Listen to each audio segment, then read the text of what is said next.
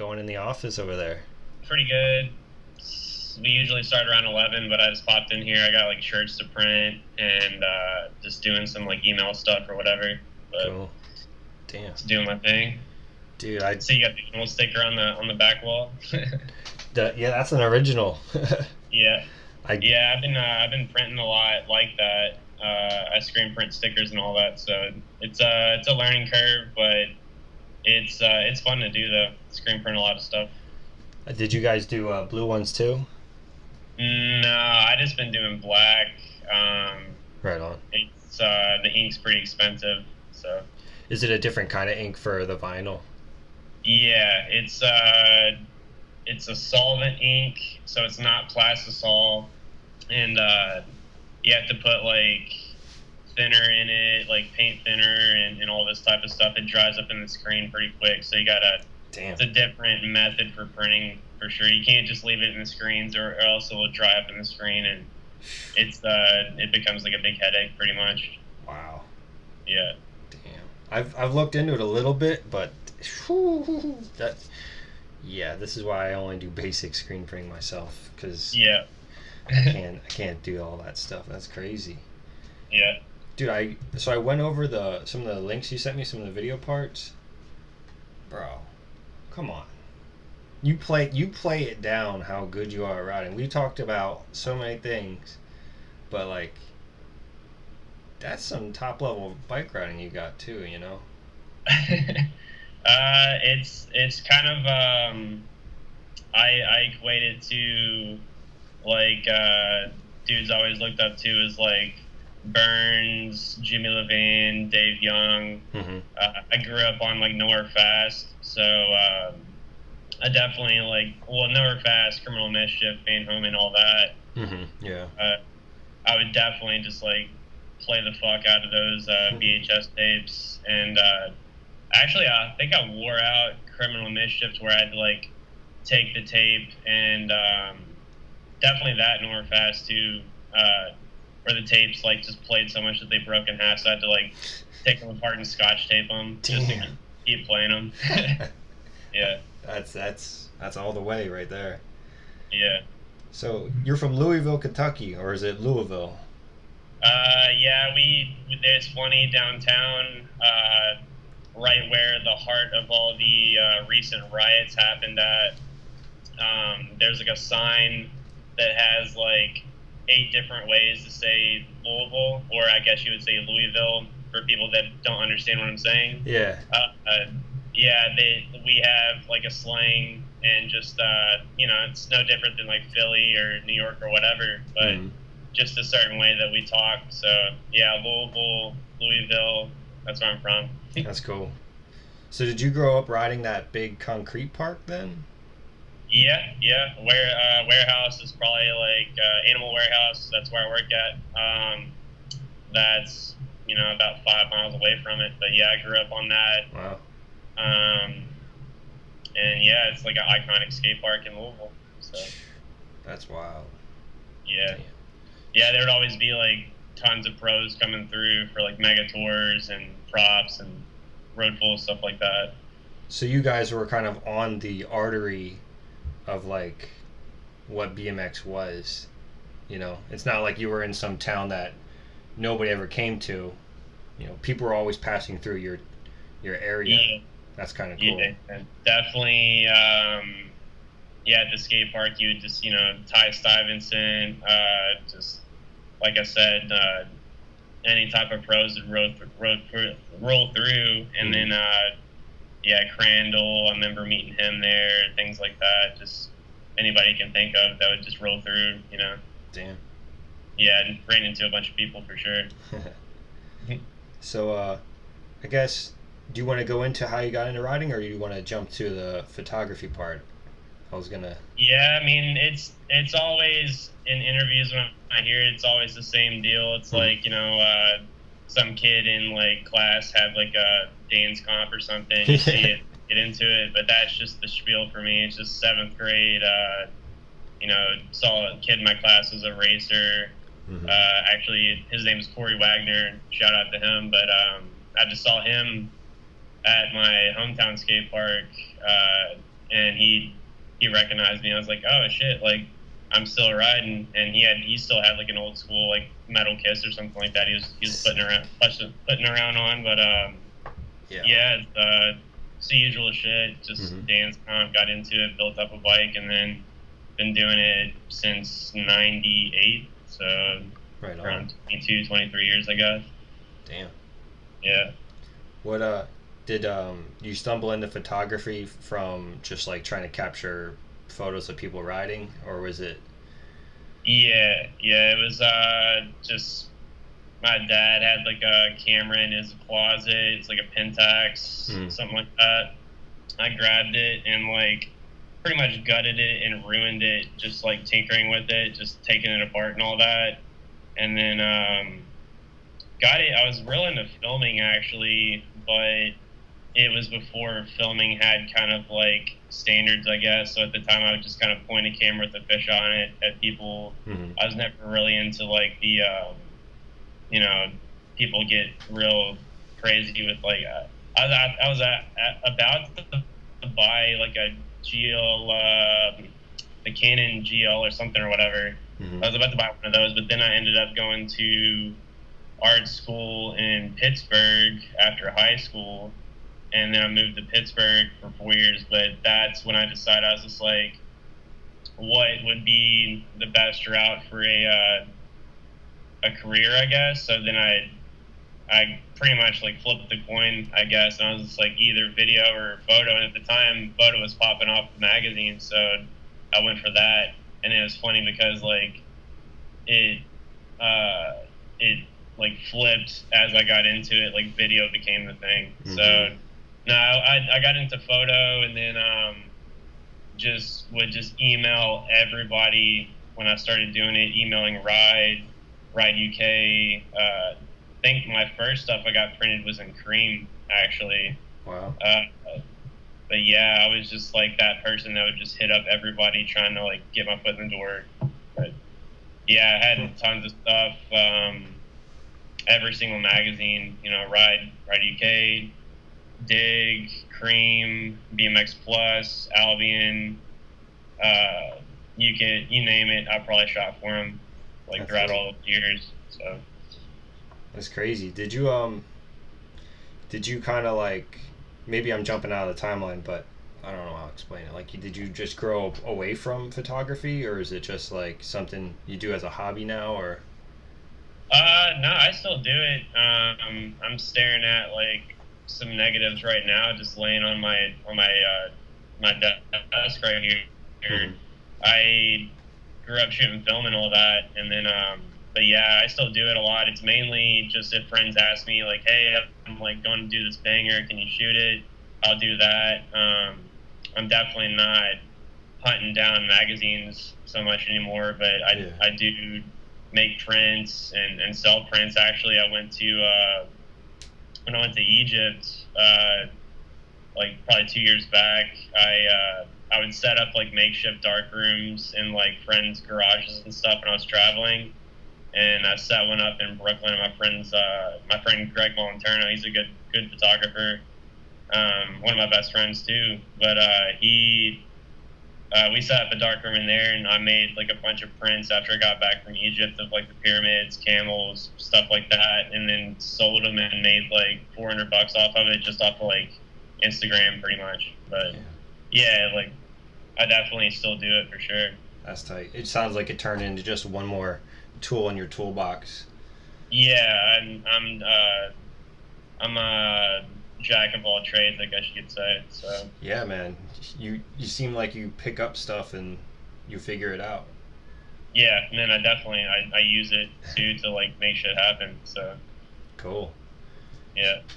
So after you got into photography, you're getting into riding and like showing stuff more. You said you were working on the Albion with Scott Marceau. Like he was the East Coast side and you were kind of like the West Coast side at one point. Yeah, I forgot to mention Chris Marshall. He was kind of doing a lot too. Oh yeah, that's right. They just had us as like the three main contributors, I guess, and then they would kind of get some other people. But yeah, they would hit me up and be like, hey, you got anything to offer for like a column this month and things like that. So, yeah, I would kind of handle the West Coast, and then I would just like kind of interview like old school pros like Sean McKinney. I did a thing on bar spinner Ryan. He's out there, and then yeah, I just did a handful of stuff for them, and then actually like yeah, the last one I did was on Grimaldo Duran. That was when I was living in New Jersey. When I started working at Merit, I did a piece on him and him and his son George. They're real cool too. Yeah, that's dope. So you made the jump from photography to sales reps then? Is that where that Yeah, kind of went? I had a quick stint where I went out to chase the dream. I guess I graduated college, and then I just like never been out west, so I just like packed my car up one night and just drove out there on a whim, and then just started hitting up all the companies, and then I just started just being like a contributor hustler out there, just kind of doing photo stuff, and then shit, what was the question?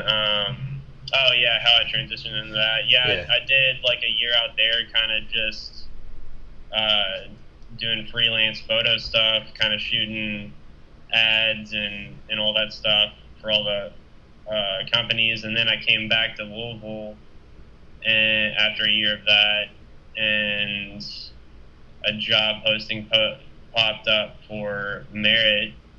And that was like when they first started. I think they'd been around for like maybe a year or so. It was around 2012. And then yeah, I just sent out email to Brennan, and they hit me up, and they flew me out there. I'd only been on a plane once before, and I played it off like I'd flown before, but yeah, they flew me out there, and then I got that gig, and then I did it for like a year and a half, and pretty much learned the ropes from them, how to like do BMX sales and things like that. So cool. Yeah, I did that, and then right after that, I was friends with like Ryan Howard, and he was tight with like Daily Grind guys and stuff like that since they're in Ohio. So they took me on, and then I worked with them for like 7 or 8 months. That kind of fell through, just because they were just such a small company or whatever. Some shit happened between us, and then yeah, after that, I just I tore my ACL. I've had like 2 ACL surgeries on my left knee. Oh shit! I tore my ACL, and then I went on this long trip across America with the girl I was dating at the time. We pretty much, I had like a hatchback, and we just went on a long trip and just kind of slept out of the car for like a month. We saw probably like 15 national parks, and camped in tents the whole time. Was this when you were recovering from your knee? Yeah. I was just doing, just getting back. I couldn't ride for like a while, and then yeah, I did that. And then when we were on that trip, I kept seeing people at parks like with vans and stuff like that. So I was just like, when I kind of told her, I was just like, yeah, I think I could do that. It's like I was just like, I'm happy at these like parks and stuff. I couldn't really ride at the time, and yeah, I was just like, I think I could do this. And then when I got back, we kind of broke it off, and I sold my car and then just bought a van and then jumped in it and lived in my van for like 3 years straight, pretty much, and just traveled the country, saw every single state except for Hawaii and Alaska. I was actually supposed to be in Hawaii right now, but like Corona type of stuff kind of canceled that trip, I guess. But no, I still got my tickets. I bought them like mad cheap. Got like 3 tickets for my mom, myself, and my aunt for $1,000 round trip. Damn. So, but yeah, saw tons of countries, and just had tons of stories on top of that from living that way. But yeah, it's cool. I did that for like 3 years. It kind of turned me out because just living on the road, you'll get kind of strung out from it. And then came back, and this animal gig just kind of popped up for me. So they needed somebody to run the show. So. Right. So now you're in Kentucky handling some stuff over there, helping them Yeah. out. Yeah, definitely handling tons of stuff. So yeah, you like obviously you got the photography, you got the video, you got the riding, you got the sales rep, and now you're screen printing stuff. You're helping production move along. You're meeting deadlines. That sounds like what is that like business manager or something like that, or I guess. warehouse manager or something. Yeah, when Ralph kind of, I just do it all. But like when Ralph kind of talks to like I guess like UPS people or whatever, be like, hey, like my warehouse manager. So I guess I'm a warehouse manager. I'm a shipper. I'm a international sales rep. Yeah, just you name it, I do it. Screen printer. I screen print all the shirts for Animal. Just do everything super DIY right now to help the company. But yeah, I do tons of stuff. Cool. But so can we go back to the knee thing real quick? Yeah. I want to ask, like, how was the surgery? Like, how did that feel? Because I think I might need one. But I want to know, like, what was that like, and then what was the recovery like? I had my first knee surgery.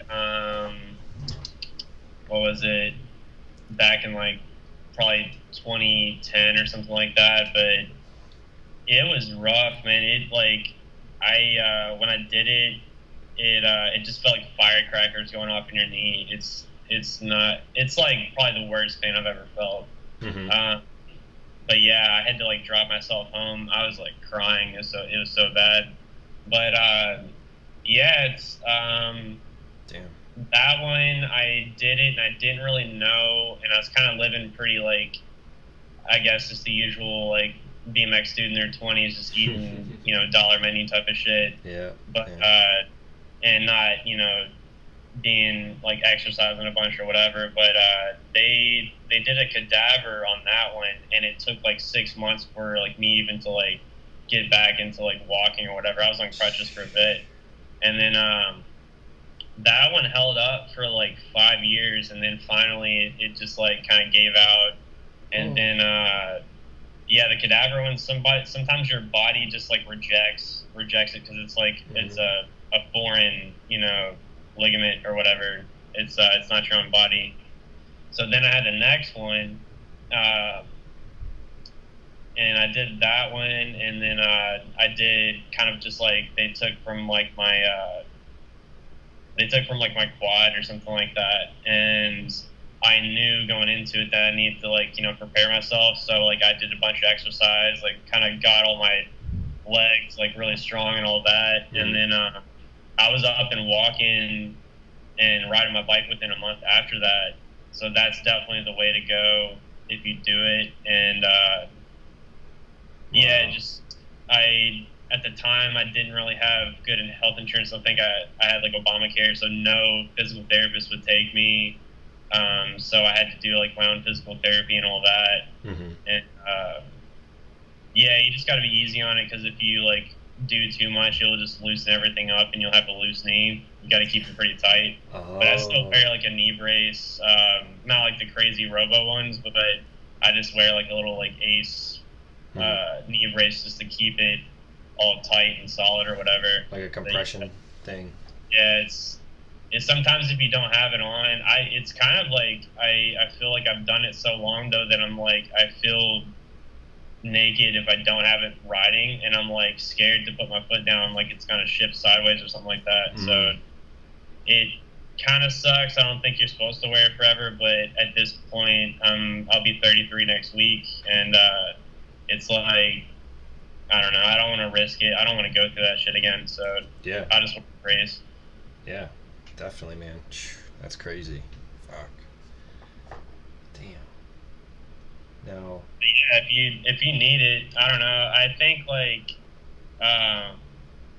it's I've heard a lot of people just kind of just get by without getting it, but like yeah, if your knee is shifting around and stuff like that, it kind of sucks like when it finally does happen.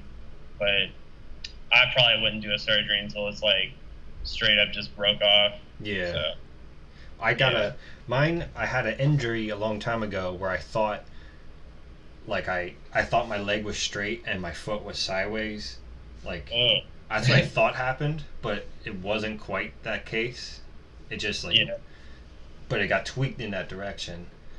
So now when I go to say I was gonna try like a wall ride 180 and I spin to the left, if I under rotate that wall ride 180, which happens almost all the time, how I land and like resist the momentum will make my yeah. kneecap hot, and it feels like whatever you did, you almost did something wrong. Like Hmm.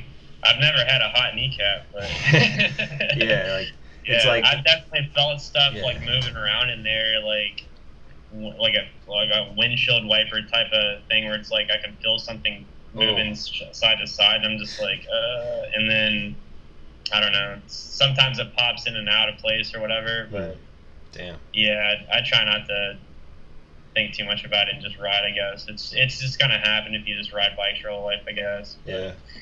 Has that did that change like how you when you went on this 3 year trip? Were you a little bit more were you riding? Were you like Yeah.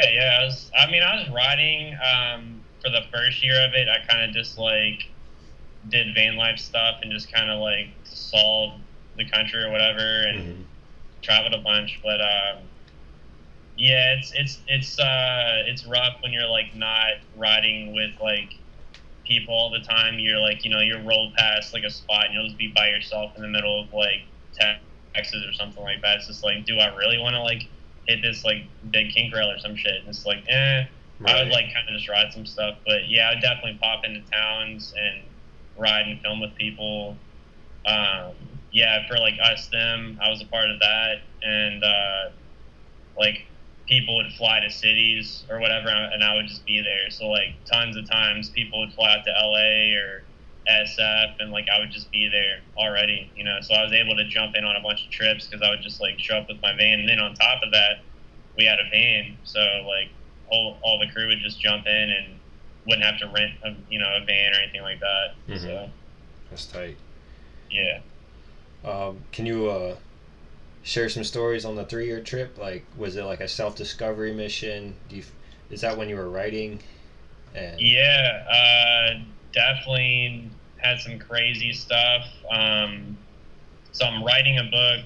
Well, I just finished a book actually right now. It's like in like a kind of, I just need to go through and like edit it pretty much, mm-hmm.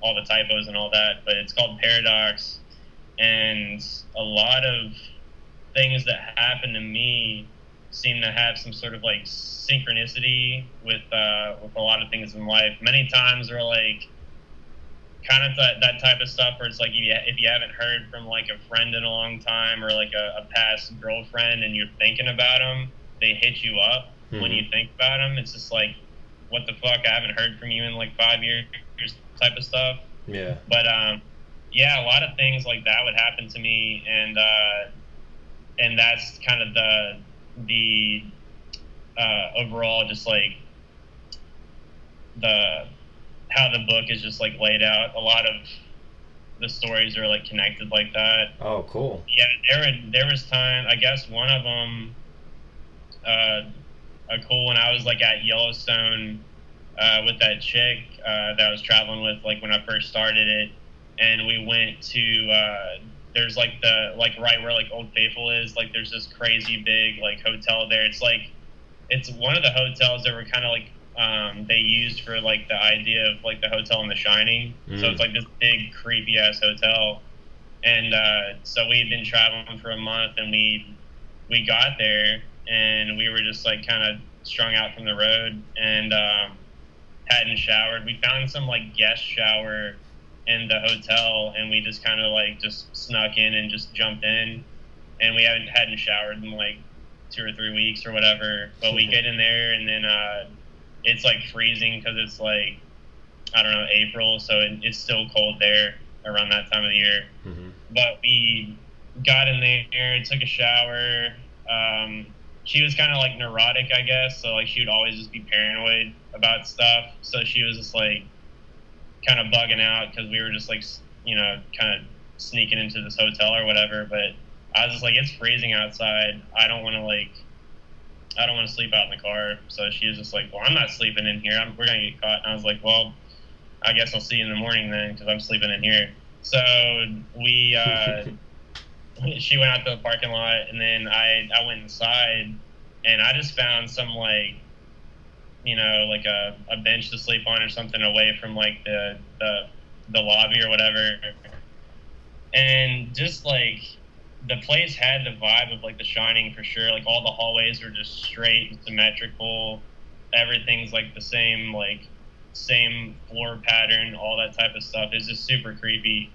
And so I found this like place upstairs, and then there was like a little desk and chair at the end of the hallway, but there was like a window in front of it that was open, but you could see the reflection of the hallway behind it. So I sit and kind of just like, you know, fold my, like pretzel my arms up and just kind of like lay down like high school style, like sleeping in like home ec class or some shit, and just try and go to sleep on the desk.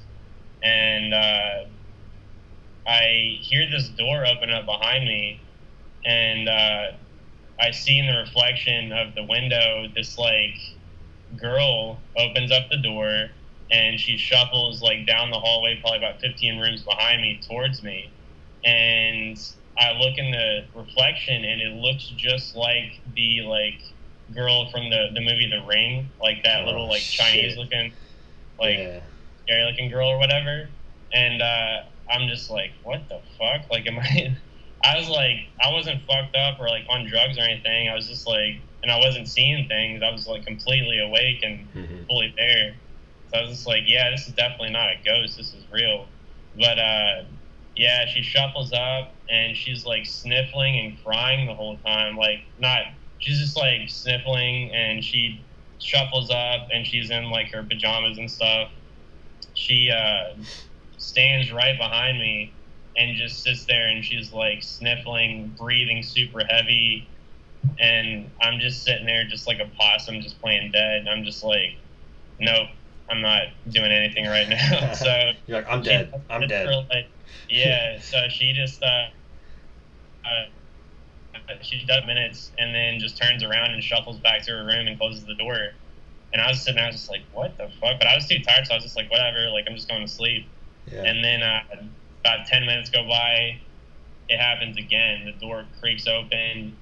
She shuffles back, and this time she shuffles next to me, and there's like a seat beside me at the table I was sitting at, and she stands beside me, and at this point I can see her out of like my peripherals, and I'm just sitting there, and I did like the biggest like fake like yawn thing. I just like kind of got up and did like a fake stretch, and I looked over to her, and I was just like, she probably doesn't speak English, because that park, it's tons of tourists for like Asian people and stuff like that. So I was just like, I would ask her what's wrong or what's going on, but I don't even know if she speaks English. So I was just like, screw this, I'm just getting out of here. So I just did a fake yawn and just kind of bounced and just like walked off. So I go back to the car, and my girlfriend at the time, she was like in the car sleeping, because that's where she said she was going to be. And then I walk up to the car, and I just see her just crying, like just being hysterical in the car. So I walk up and like pull the door. She unlocks it, and I asked her, I was like, what's up? And she's like, oh, I was just having these horrible dreams, like all these weird dreams of these like weird video cutscenes of like horrific, horrible things happening. And that's like the same shit that was happening in that movie The Ring. And like we didn't pre-set this up or anything. Like, we didn't watch that movie. I hadn't seen it since like when I was a kid in like 2005 or some shit, and so it wasn't even fresh in our minds. But yeah, that she had pretty much the same thing happen, and I was just like, yeah, like you wouldn't believe what just happened to me. Like, pretty much that girl from the ring or whatever, like, you know, a person just like that came up on me, and I told her, I was just like, yeah, this place has definitely got some shit going on in the air or whatever, and yeah, at that point we just slept in the car, but I was just like, yeah, this place gives me the spooks. Yeah. But Fuck, yeah, I mean, dude. like, it's an old hotel that's been there for like over 100 years. Definitely, it's haunted and some shit's going on. So I'm like, yeah, let's just like can this one and head out. Yeah. Damn. That's crazy. I watched your van life video, and that that one spot that's got like the big swoops in it, the big wave. Yeah, That didn't even look like this planet, man. That was crazy. That's like a crazy place. I had tried. I actually, on that trip, I tried to go with her, but she. It's like you got to have like a pass to get into it. They only let in like 10 people a day. Oh wow! And you have to like enter like a lottery to get into it. It's on the border of Utah and Arizona, like right above the Grand Canyon, pretty much.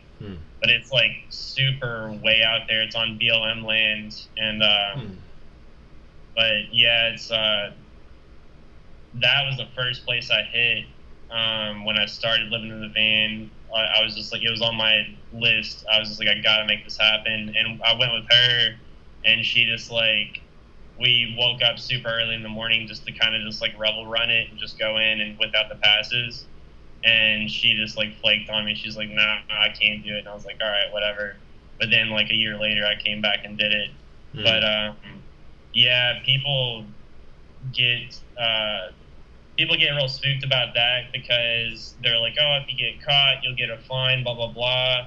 But it's like, I don't know. I'll just take the fine if I get caught. So I went there on my own in the van, and it's not like a regular park attraction or national park, right? It's just like straight up just backcountry. So there's no like walking path or like, you know, there's no like little signs that tell you where to go. You're literally just like following footsteps in the sand and hoping that they lead towards it. So wow.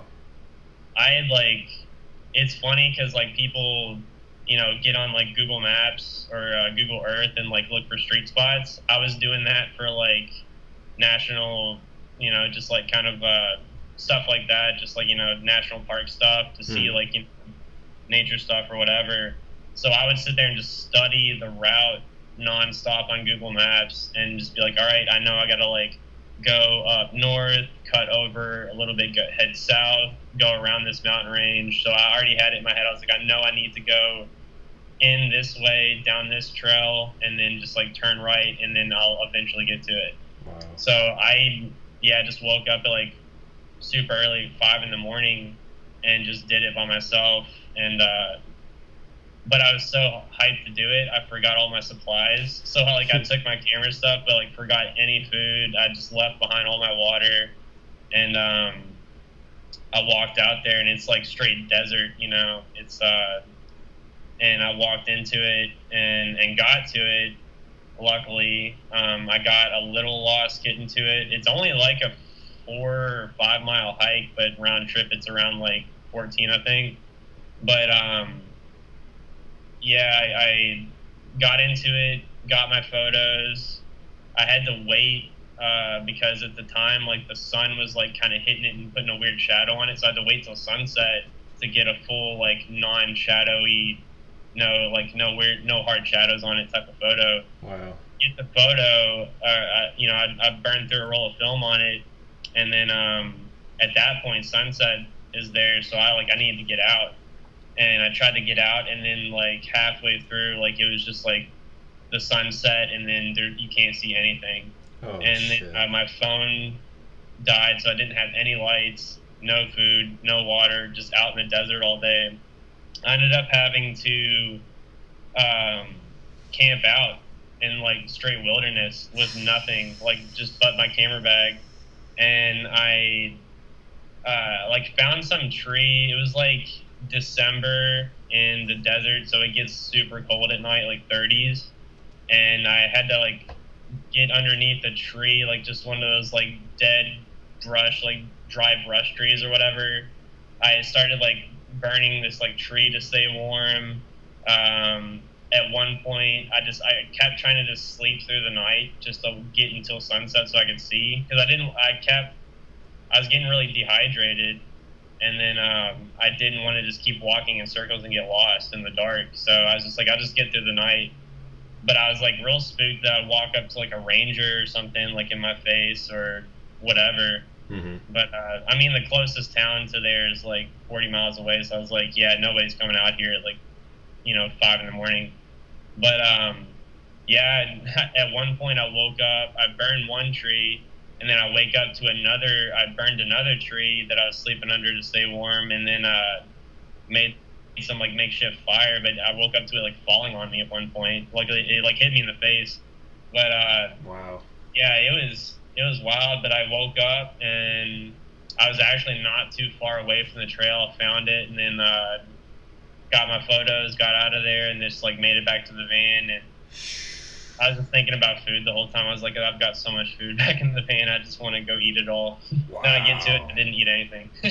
Dude, that's like, fuck, man. It's like if you've seen that movie 127 Hours. Yeah. It's like that. I like it was the exact same like the same deal as that. This dude just goes out on his own. He's like, screw this shit. No, I don't got anybody. And then yeah, he goes and sees some cool places, but just gets stuck out there. And like Damn. That almost happened to me. Yeah, that sounds mad sketchy and scary for sure. Yeah, I kind of just run life like that. I just like do it. Dude. But no, so, like, I like to think that there's only so many people that get a good gist of like all of America. Like, yeah. I feel like stand-up comedians get a little bit of that since they're always in every town trying to make that group in that town laugh. But I think bike riders, skateboarders, maybe other people that do kind of touring stuff, but especially bike riders, since it's, a similar mindset, like getting to see all this stuff, like you would have a pretty good grasp of like what it's really like out there, because not everybody gets to leave their hometown or their state. Yeah. Or even their side of the country, Yeah, it's there's a lot of this is a big country, and aside from the big cities and all that, there's a lot of stuff in between, Mm-hmm. and plenty of cool places. We live in a pretty unique, USA is a pretty unique place. It's got a little bit of everything. You can go from like East Coast where it's all, just trees, stuff like that, and then you pass through the middle, and it's just like plains, and then it gets like big mountains, and then deserts. Like I got obsessed with sand dunes because I didn't even know sand dunes existed in the United States. I thought it was like something you had to go to Africa to see or something like that. Wow, yeah. But yeah, it's just like stuff like that's out in Colorado, and some really good ones in Yuma, Arizona. But yeah, it's like I love shooting photos and stuff like that. It's just crazy that you would think that it would only exist on the beach, but yeah, it's crazy seeing a sand dune as high as like a 10-story building. It's Mm-hmm. pretty crazy looking. Especially that far inland too. Yeah, it's just all that dust blows around out there and piles up. That's all it is. But it's piling up over like tens of thousands of years or whatever, moving around. Wow. Yeah. How did you figure out like the stuff you wanted to see? Were you following, like, how do you even, like, for me, like, there's cool shit out there, but I don't even know to go check it out because I don't even know where to start. Like, just pop on like Instagram stuff. Just get on Google and just look up, weird places to see in this state. So you were just kind of looking out for stuff that piqued your interest and then just making a list out. Yeah. Yeah, definitely. I mean, I was like, I got into the whole YouTube thing. I would just watch like band videos and stuff and kind of catch stuff on there. Friends would mention stuff or whatever. I'd definitely like ask local people when I'd pass through towns, like, hey, what's cool to see? But I don't know. I just kind of have an eye for stuff like that. And yeah, I would get real into hot springs too. That's like, those are really cool. That's always like out west. But yeah, it was all stuff I never even knew about before I started living in my van. I didn't even know what a hot spring was.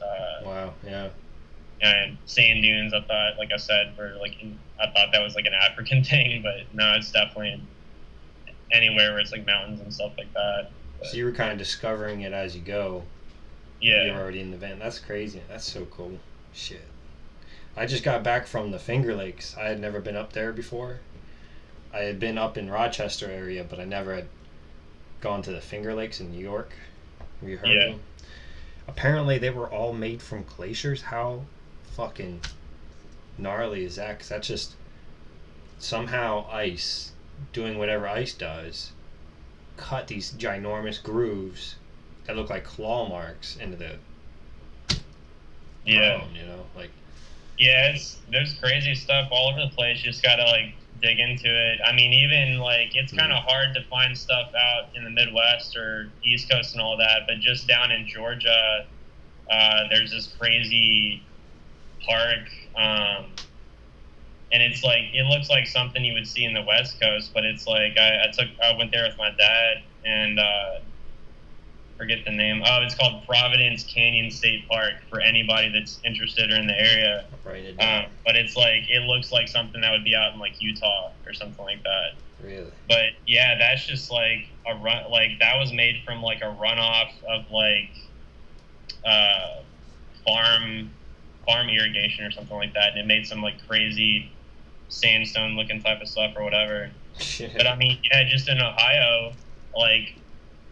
Ohio, you would think it's just cornfields and stuff like that, but yeah, there's a place called Hocking Hills in Ohio. I got tipped off to that from like my friends that lived there because I was living in Ohio for a little bit, and yeah, Hocking Hill is a crazy looking place too. It looks like something that would come out of like, you know, something out west or whatever. But yeah, there's a little bit of something in each state for the most part. Yeah, may not be like the best, but it's still something cool to see. Yeah, for sure. Apparently there's a Grand Canyon in Pennsylvania or something like that. Like a mini Grand Canyon. It's wild. There's like so much basically. Like where I grew up. Sorry to cut you off. No, go ahead. I'm bad about that. I just don't want to lose this Centrilla. Have you heard of that town? The mining town, right? Yeah. That's a cool one too. And I guess it's like still what's the Grand Canyon thing like? Go ahead, I'm sorry. No, I just wanted to spit that out. Sorry. Yeah, Centralia is like it's nobody lives there, right? And it's because there was a mining accident and the whole town is like shitty, kind of like the Silent Hill movie. Yeah, they based the movie off of that and the game. Well, I think the game came first or something like that. But right, it was a coal miner town in PA. It's like right off of that main highway, maybe 80 or something like that. But yeah, it's real cool. The whole town just got like erased. But there's a highway or a road in it that they call Graffiti Highway. But it's just like back in like 2000s, it like the fires were still burning underneath the town. Oh shit! And yeah, it was like a coal mining accident. And the coal mine got lit on fire underneath the town, and it just like collapsed all the ground. So it looks like an earthquake happened, but there was smoke pouring out of these cracks. So this road is just like super dilapidated, cracks all over the place, and then smoke would be pouring out of it. But it's like the whole town's gone. There's no houses left, but there's a highway, like road, and then it's pretty cool. It's got spots in it where you can like jump it and like ride it. We filmed some like B-roll in us them, but it's just covered in graffiti, just like shitty civilian graffiti, like people spray painting like weed leaves and dicks everywhere. But yeah. yeah. That's wild. Yeah, it's a place to check out if you're in the area. Damn. Okay, so you were on this journey. What would you call it? Like a journeyman's journey, kind of like a walkabout, you know? I just what kept happening was like I would just want to see places, Mm-hmm. and I would be like working at a job, and like you only get like your week off for the year or something like that, Yeah. and then like you don't want to go alone, so then you're trying to orchestrate some sort of trip with like a girlfriend or your friends or whatever, Mm-hmm. and then like shit would just fall through all the time. People would just be like, nah, I can't afford it, or like they're just not about it. So I was just like, I've got all these places I want to see, and like the years just keep rolling by. I was just like, I'm not going to be able to see it at this rate, So I was just like, if I just want to get all this shit going, I better do it now because I'm not getting any younger. Mm-hmm. So I don't know. I was just like, yeah, just like I would kind of work from the road, and that's what I did. I had tons of weird jobs that I did along the way to keep it going. But yeah, I was just like, there's no way I'm going to see these places if I try and just do like the usual. Got my week's vacation for the year. Yeah. Most people would just go to like Florida or some shit, but I was just like, yeah, there's no way I'm gonna be able to see all this stuff. So I was just like, I'll just sacrifice 3 years or whatever and go do it. So I just checked off all the lists. I think it takes a lot of determination, man, to say that and then do that. Because I don't know anybody that would. Maybe Lawhead, but I don't know. I kind of, when I word it to people, I call it reverse retirement. So I was just like, yeah, because I was watching my parents and stuff, and they were like, they did the usual thing where like, they would go places every once in a while or whatever, but they were just like, oh yeah, like I'm just gonna wait till I'm 65 to like see all this stuff. And then you get to like 65 and your body's wasted and you can't even. I kind of saw that. I took my parents to Yellowstone, and they like couldn't even walk down half of like the walkways to even see any of this stuff. And I was just like, yeah, I'm not getting ripped off. Like this is my one shot at life, right? And I'm not gonna just like assume that I'm gonna make it to 65 or whatever. And at this rate, my body's pretty jacked up anyway, so I was just like, I might as well do it now while I can at least walk. Yeah. So, yeah, I was just like, I'm not gonna like risk it. It's my life, so I'll just I'll do it now, and then I can, if I need to, can do a little bit more later too. But I'd rather just like make sure I get it now and get it while it's good. So. Yeah, especially when you're younger, and it's like. There's other things that can happen between now and then, like. Yeah. I think that's the generational thing. The generations before us were just like, keep your head down, work, and then like, you'll get to do it when you're 65 or whatever. And I think our generation is just like, no, like, live your life now because there's no guarantees. Yeah. Tomorrow you might get sideswiped and just be done, so it's the fucking truth, man. It's the fucking so truth. Yeah, when it's all said and done and you're gone, none of that matters anymore. But it's just like I at least want to. I'm here, and I think we're pretty lucky to have all these things on this planet. Be able to breathe air and see colors, see cool stuff or whatever. I mean. Life can just be black and white and boring or whatever, but it's like there's a lot of cool stuff out there to go see, so why not go see it, while you can. Yeah, especially because some stuff, depending how the world evolves, might not be around. Like, I think it was the coral reef is like gone. The Great Barrier Reef is like no more because everybody going in the ocean with suntan lotion, it killed the coral. Yeah. It's some of the parks I would go to. Like if you go to Arches Park, you can see like there's like that. It's on the Utah license plate. It's like that weird arch looking thing. Mm-hmm. If you go to that, you do this hike all the way up to it, and you can see so many photographers have planted tripods down, and it's like sandstone, so it's like very brittle. so many people have planted tripods down that there's indentions of tripod marks to shoot this arch. And I'm just like, yeah, do that a couple more 100 years, and like it's just gonna like break that thing off. It's just gonna decay. So that's why at that spot at the wave that I was talking about earlier, they only in like 10 or so people a day, because it would just like, if people are going there and doing cartwheels all over it, it's just gonna fall apart. So, and that's what people do when they go there. They usually jump all over it, and it wouldn't last. It wouldn't look as cool as it does. Damn, that's wild. Do you think after the whole 3-year trip, multiple trips, you're seeing a lot of stuff, and you're kind of getting a little bit burned out by being on the road, but you're enjoying seeing what you're seeing?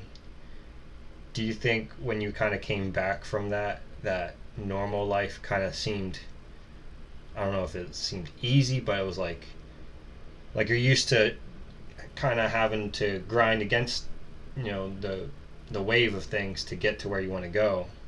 Yeah. So do you think like that 3-year experience kind of helped you move forward in your current gig? I mean life in general, like just.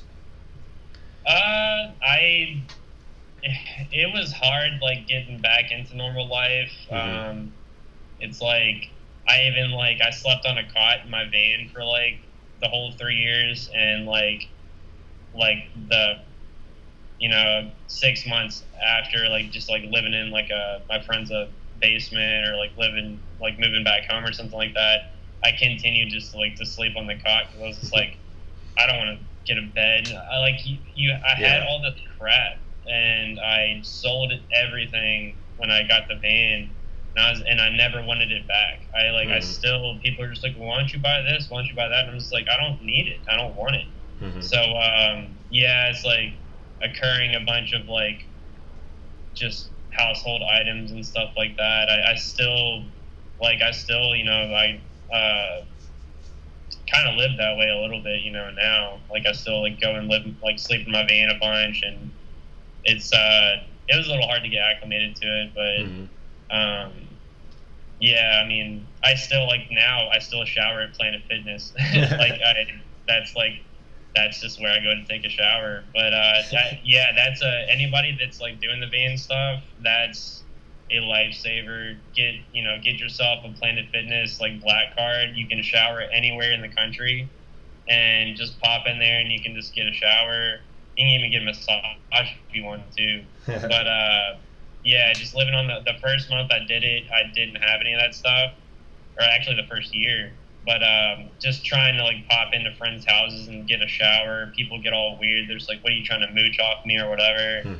And if you can get that, it's like that makes or breaks doing that type of stuff, because like being all just like grimy and gross and hot and whatever, hot shower can do wonders for you. Yeah, that's for sure.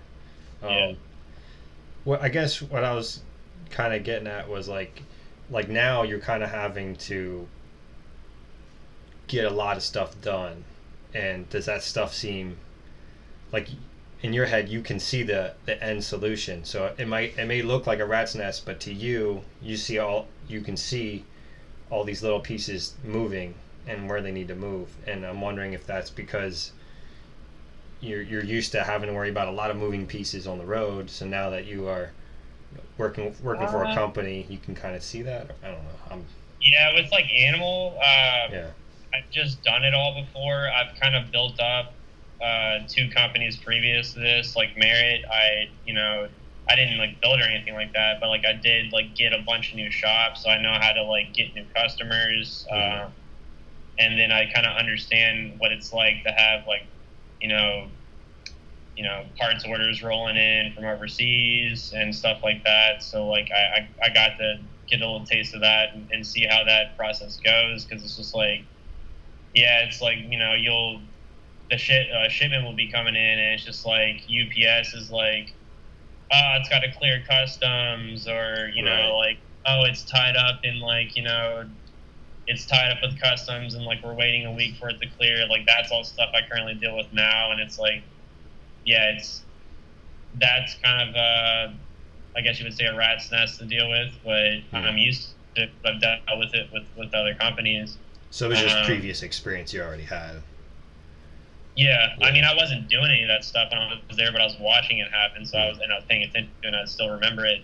So yeah, it's yeah, I definitely was prepared for it all, and it's just like I'm the person that has to answer to it all now. I mean, Ralph helps me, but I'm usually the one like steering the boat. He deals with all like the financial stuff and things like that too, and he deals with the team and yeah, we both work side by side, on everything. And then my friend Ryan Howard, he helps us out with like social media stuff and parts design, and just like gives me kind of advice of like what's a good thing to do with like shirt ideas or parts ideas or whatever. Cool, very cool. Can we talk about the remix stem for a second, or? Yeah. Cool. That's so that was like Ryan's idea. He solely can take credit for that. Yeah, it's like Animal hit 20 years this year. It's been through some rough patches, but actually it's going pretty strong now. It's in a very lean state to where it can just run very efficiently and all that. But yeah, it's it hit the 20-year mark, and that was like one of their first things that they made was like something like that back 20 years ago. So the Jam Industries was the original machine shop that kind of made like a bunch of BMX companies parts back in the day. Like USA made stuff, and so we just hit them up, and they were like, yeah, we still have the file for it. So we were just like, yeah, we just want to do like a limited edition 20-year stem for it. So I had to remake the top graphic on it.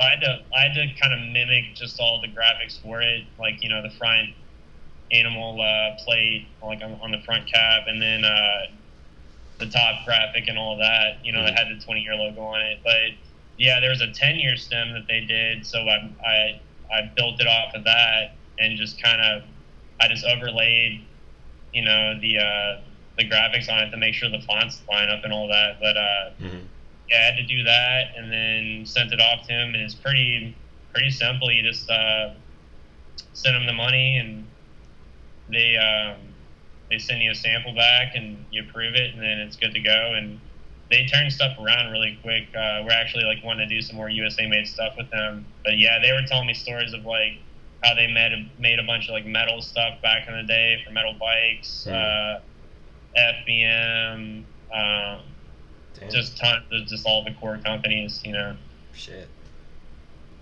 But yeah, we did those, and we did pre-orders for them, and so we made 350 of them, and then pre-sold about 300 of them before they were even like at the warehouse. So yeah, it worked out really good. That's awesome. The people love Animal, man. Yeah. I after like FBM going and stuff like that, I was just like, I don't want to see another BMX company go. And they weren't by any means going anywhere, but like I was just like, I don't want to see. I just want to help BMX because it's helped me so much over the years, and I love it, and I'll do it as long as I can physically, but like I'll always love it. So I just didn't want to see anything like that happen. So I was just like, yeah, it was like my next challenge, because I was just like, yeah, I've like went and seen the world and lived probably 8 lives at this point, and I was just like, yeah, I'll help, rebuild a company, and that'll be my next venture in life. Cool, man. Yeah. It's fucking tight. I just got the new Animal video. It's got the little booklet with it. You said you guys put those together yourselves? Yeah, we did it fully DIY for the most part. I mean, we didn't we didn't press the DVDs at all, so we had to send those off to a duplicator. Right. Yeah. But the zines that come with it, I had to design that alongside with like my friend Greg Molinterno. He shot all the photos for it, but like I helped him design it, and then sent it off to a printer, had the books printed, had them perfect bounded, and just sent them a PDF pretty much and printed them out. But then yeah, we did really good. We did 2 runs of it and sold all of them. I think I got like about 100 of them left, but we sold a good amount. And then, sorry, my dog's barking. It's all good. Yeah, my rep Stu, he's just showing up for work today. But no, we sold through all that stuff. But yeah, it would be like me and Ryan, him popping in on like coming down from Ohio and popping in on like a Saturday and putting the DVDs into the back of it, popping in like the insert for the DVD to clamp into, bagging it up, and then just like building DVD booklets for like 5 hours straight. So we had to do all that. So we definitely weren't paying anybody to do that stuff. But damn, yeah, we made it from scratch, and that's kind of how we're doing things right now. So it's like it's fun though, because like you can learn how to do all this stuff, and I did that with us and them. We built all that stuff from scratch too, so it was all just kind of second nature at that point. Yeah. To do it all. So. Very cool, man. That video is a nice little work of art. Animal one? Yeah. Is Benthian the filmer for Animal, or was that just like he was on for that project? He was actually the one that got me set up with like the job there. Him and Ryan. He asked Ryan or whatever, but he works for Fit now. But yeah, he's still like in the Animal family and all that. But yeah, he's a Fit filmer, and but he was the one that made the whole video. He filmed it all. He did an awesome job. Just wanted to give him a shout out for that. It was a good little vid. Yeah. It was good to get it out. It took a lot of work to get it out, but finally it's done and over with, so we're good to go.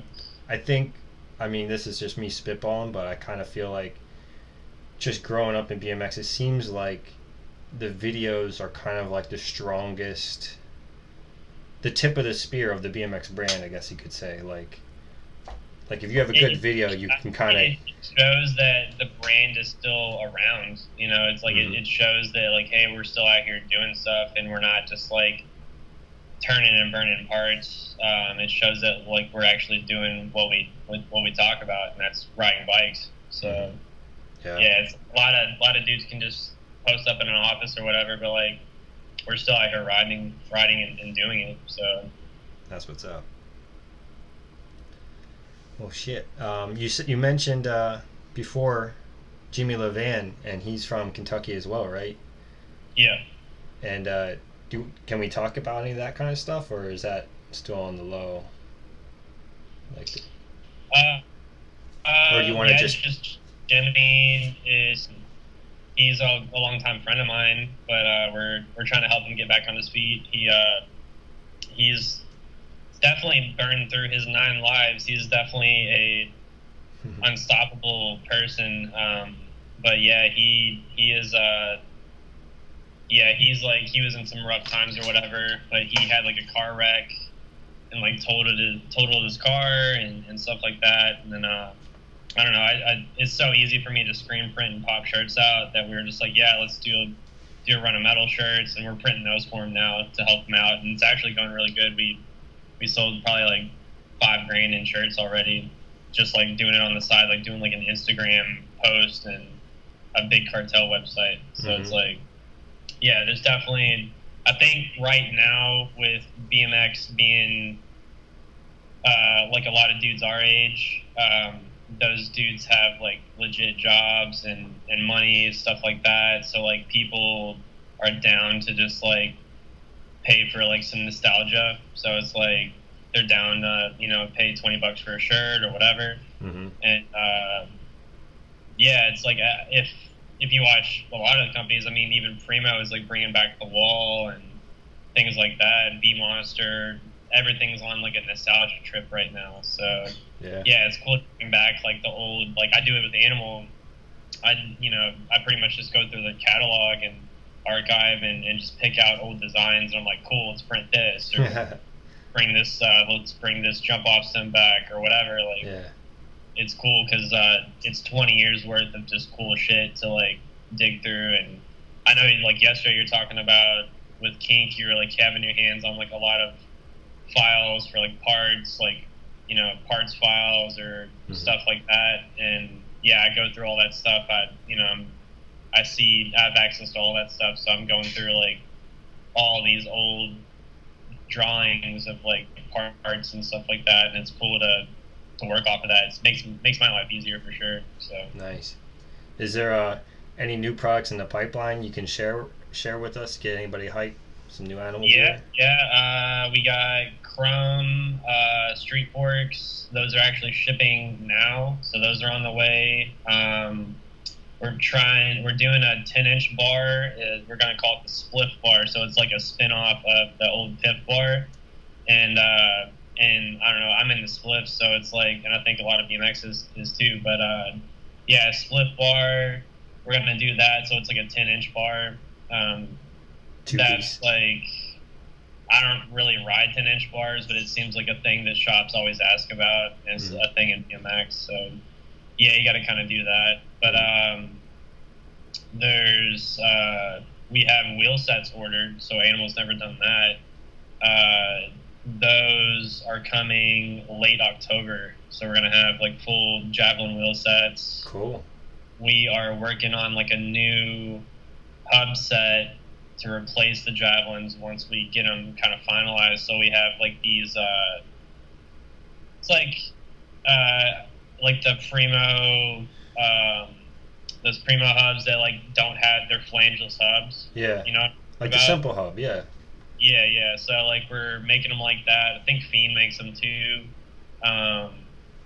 But yeah, that with like a hub, like plastic hub guard, things like that. We have drive side guard for Ryan Howard that we're making. Oh, cool. Doing that.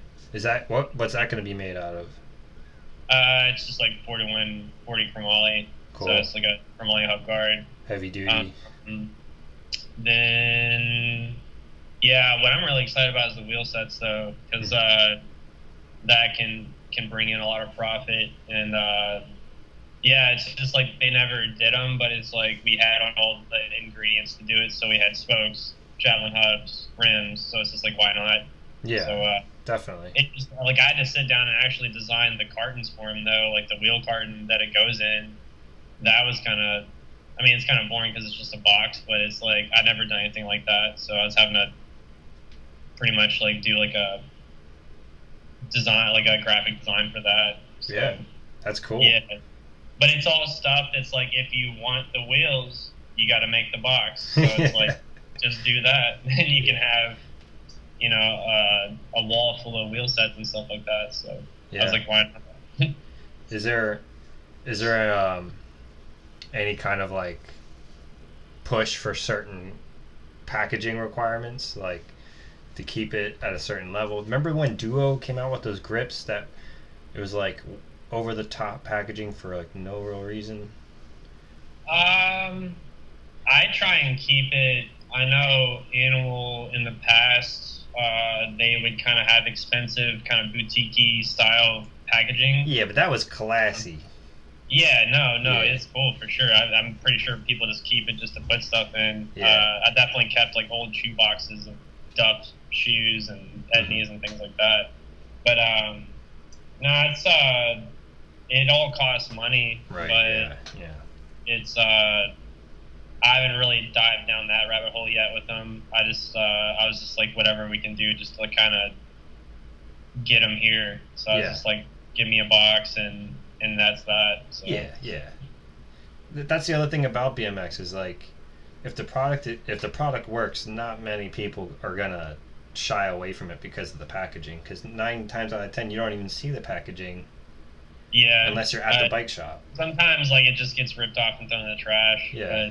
It definitely is a thing. You got to kind of like do it right, because like if you walk into a bike shop, it's like, and it's got some cool packaging on it, or it's unique, then you can spot that, the kid can spot that from across the way and be like, oh, there it is right there. Yeah. It's like, I mean, I'll do it all the time on Instagram, where I'll see like a shop posting up their inventory, and I can spot the animal one because it's like, it's got the unique, packaging to it. So I can be like, all right, cool. Like, they got our stuff, whatever. So. That's tight. Yeah. Shit, man. Well, I did want to tell you that when I first started riding, I also, 7th grade, there should be like a, whatchamacallit, 7th grade dance comp. That should be like its own little show. But, metal Burma frame. I wanted one so bad as a kid. I don't, like, it was like the first like lighter frame, I think, too. Yeah. Like light before real light kicked in. But I don't know why, I just felt like I needed to tell you that I really like the metal Burma. It's funny, I was talking to Jimmy the other day, because I was like that type of kid. I would get bike parts specifically off of how cool the sticker was. So, for instance, like the Terrible 1 bars, I bought them just because it had that crossbar that said Terrible across it. It's like, I mean, that was before anybody at that time, I think, cared about specs or anything like that. Yeah. And I mean, I even bought the bars and trashed them in like a week or so because they were just not that great. But I still liked them, and like I wanted the sticker off of it. So it's like, that's only reason I got it.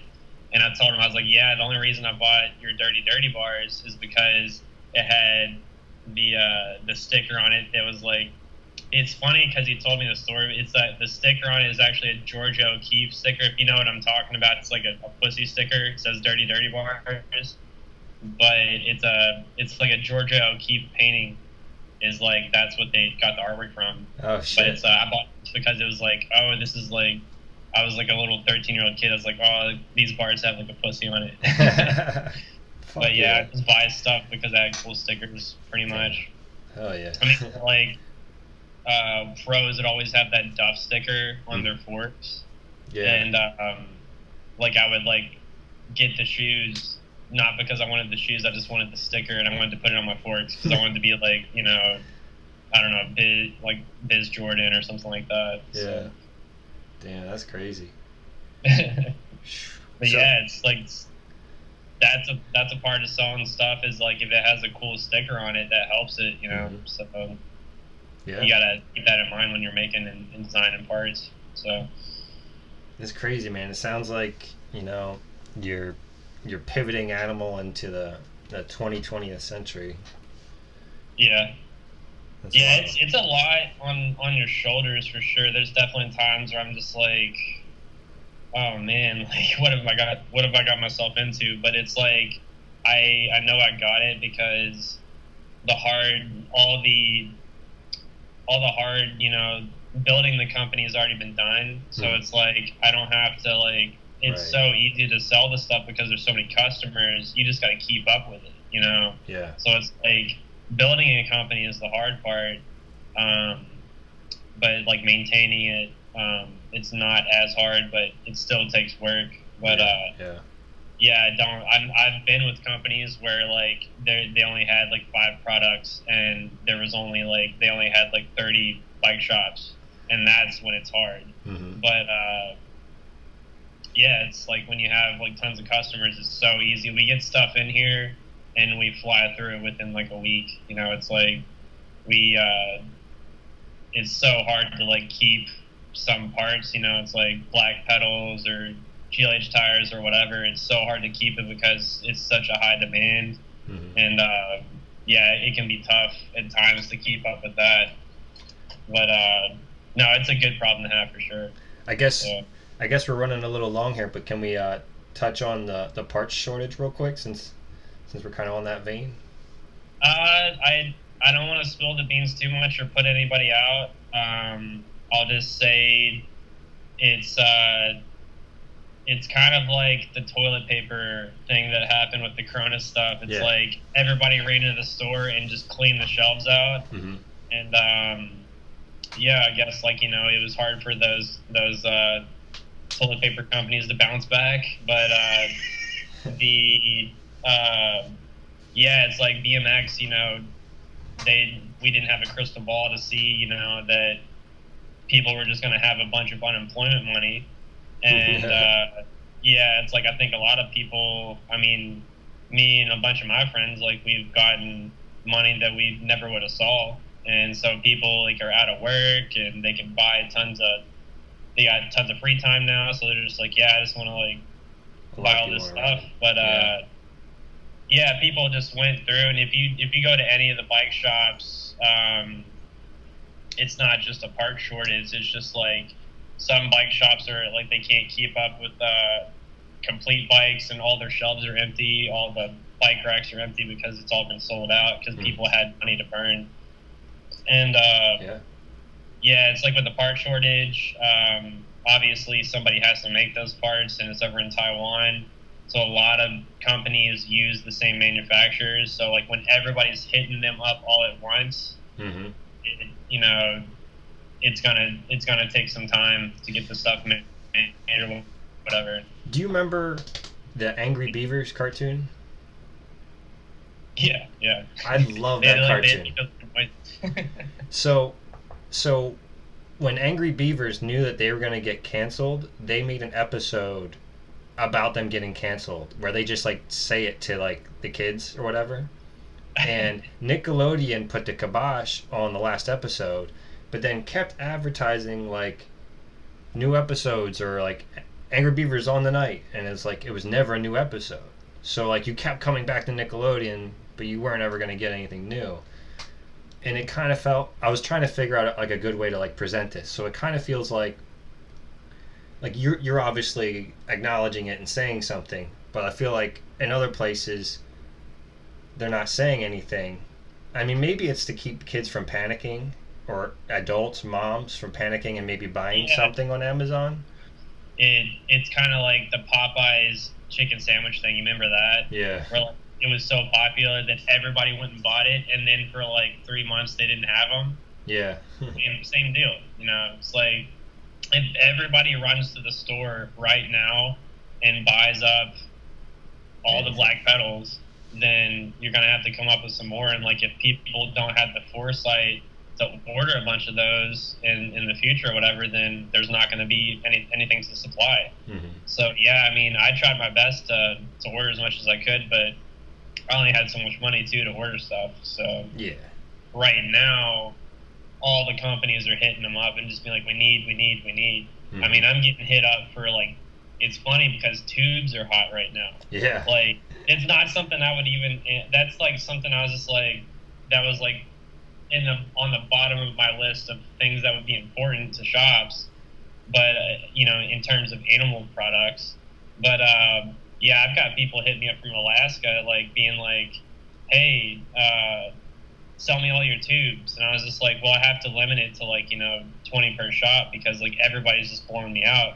Wow. And yeah, I had a bunch of tubes, but I just got cleaned out because like apparently they can't even hit up wherever they get tubes from, I guess, like, because, like, Kenda tubes or whatever, they can't get them because it's just too much. Wow. All the shops are flooded with repairs right now because all those people went out and rode their bikes and had nothing to do during the pandemic stuff. So it's only common sense, really. It's just like, there's more people out there doing it. You gotta be able to back it up. It sounds like a good thing for bike shops, like not the parts going out, but more so like people have a lot of downtime. They have a little bit of surplus, possibly. Maybe it's one or the other or both, and it's getting them into the bike shops. And it sounds like it's only strengthening the bike shops that are there. I was so happy that I kind of saw that it was coming because I was just like, because I got a hold of like, some money from the unemployment stuff or whatever. And I was just like, yeah, like everybody's got some extra cash and they got nothing to do. They can't go to work. So yeah, they're going to go buy what they want to get. And BMX people go buy bike parts usually. So I was just like, yeah, I can kind of see that, this is going to happen. And I was worried that it would be like, the financial crisis in like 2010 or whatever, or I don't know, like there would be some sort of like stock market crash or some shit. But it was a blessing just in disguise for BMX. And it's just, we're riding the wave right now, just to be like, let's just keep that momentum going, just keep the stuff selling and stuff like that. But yeah, I think any businesses right now that have stayed open during this, like all my friends, I always call it's a Corona-cation, pretty much. They're on Corona vacation. But anybody that has stayed working through this is pretty exhausted, Yeah.